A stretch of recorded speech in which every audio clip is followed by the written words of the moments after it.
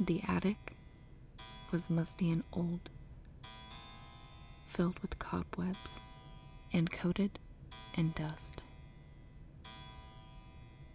It was a very short, cramped room, and I had to crouch and walk awkwardly to get anywhere. I slapped my hand down on a spider that ran across my bare toes. Flip-flops were not a good footwear option. I dragged myself over to the last box left to clear out, labeled Annie's stuff. Annie is my younger sister by about 7 years. She was born about 2 years before our parents' divorce and was always the one to go and visit our mother. I preferred to stay with our dad because of the house my mom owned. Every time I went over, I never felt safe. And I always felt like I was being watched.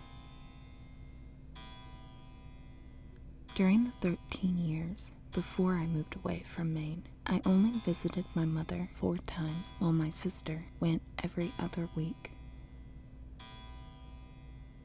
I pulled the box close to me and sat down with my legs crossed over each other. There wasn't much in it, just a bunch of old stuffed animals, some small items of clothing, and 2 or 3 toys. All of it could be donated or thrown away. As I dug through everything, however, I found an old yellowed paper at the bottom scribbled all over with green crayon. It was Annie's writing, obviously from when she was young. There were a lot of spelling errors and stuff, but I could make out what it said. At the top it said, "Rules for staying with Mommy." I guess this was just one of those stupid little things kids write to entertain themselves. But I sat back anyway to read it. 1. Don't go down into the basement without a source of light. None of the lights work down there. So always bring a flashlight or a candle because they can't mess with non-electrical items.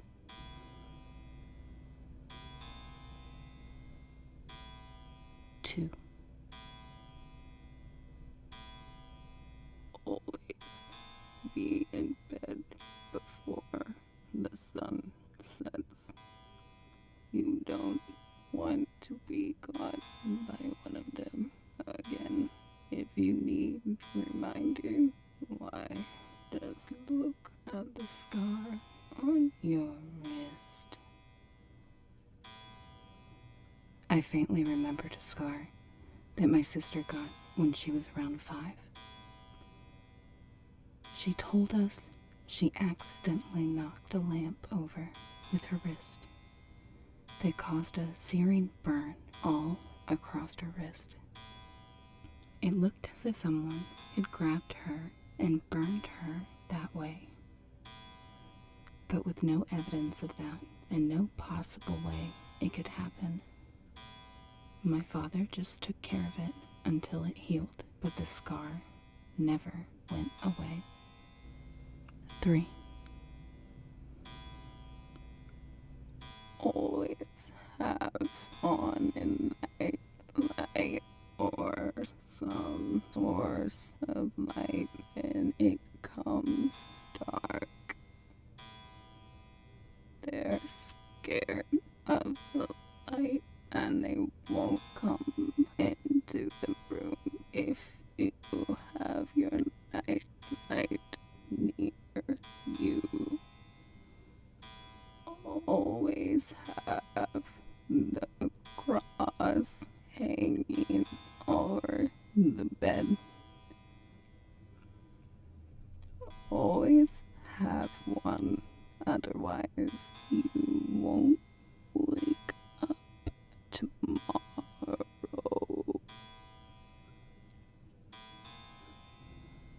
4. Before going to sleep, take a piece of meat, raw meat, place it on a glass ladder, and set it directly in front of your door. If you hear them fighting for it, don't go and look. It's not a pretty sight. They'll be too distracted to notice you, but only for a few seconds. If you don't close your door in time, well, you'll end up just like Allie. 5. Never, ever be caught in the dark. If you do, find Buddy and stay close to him. They can't touch him, and they won't hurt you if you're within 5 feet of him. Try to make it back to your bedroom with Buddy if you can, and lock him inside with you once you make it. 6. If she comes to ask you to play, say yes. She doesn't like hearing no and gets very, very mad if you say it. If her eyes are red, follow her to the barn, then slam the door and lock her in. She will begin to shriek and bang on your doors. Run to the house and don't look back. If you turn around, he'll be there. Her appearance will change with each visit, but as long as her eyes aren't red, she's safe to play with. Just do whatever game she wants. Let her win and always be back before sunset. That's when they start to wake up.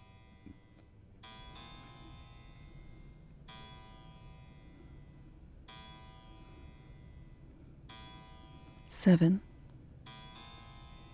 The mailman is nice, so always be sure to greet him when he knocks on the door to give you the mail. Smile at him and never show you're unhappy. He likes to know that you're happy, but he'll take any negative emotion as well as a weakness, and then you don't have a chance anymore. He never comes on Sunday, though. If someone comes to the door looking like him and claiming to be him, calmly shut the door. In its case, walk to the closet and sit in there for 30 minutes. Close your eyes, put your hands over your ears, and don't talk. You're okay to come out after the 30 minutes. 8. everybody can only help at night. The ones during the day are much bolder, and the previous rules won't help you with them. Don't get caught by the day ones. Just don't. 9. Avoid the woods out front. That's where they live, the day ones. The back woods are okay, but only during the day.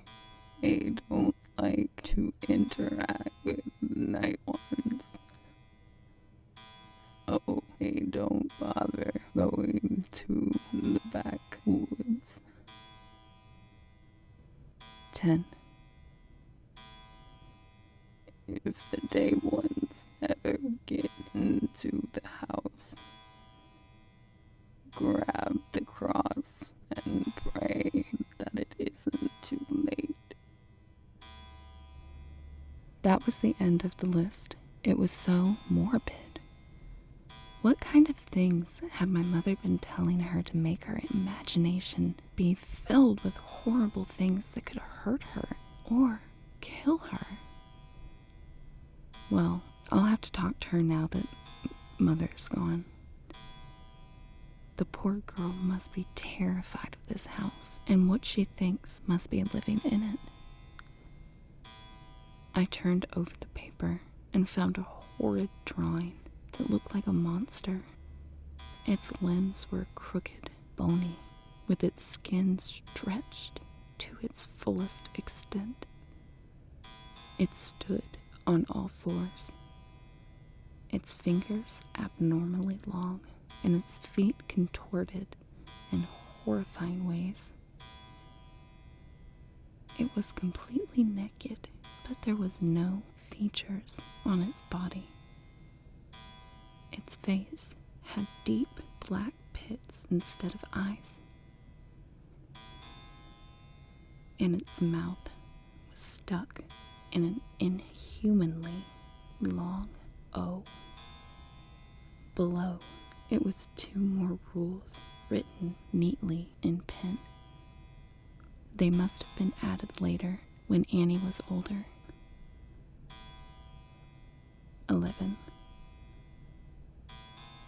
Make sure Becca follows these rules too. Don't let her answer the door.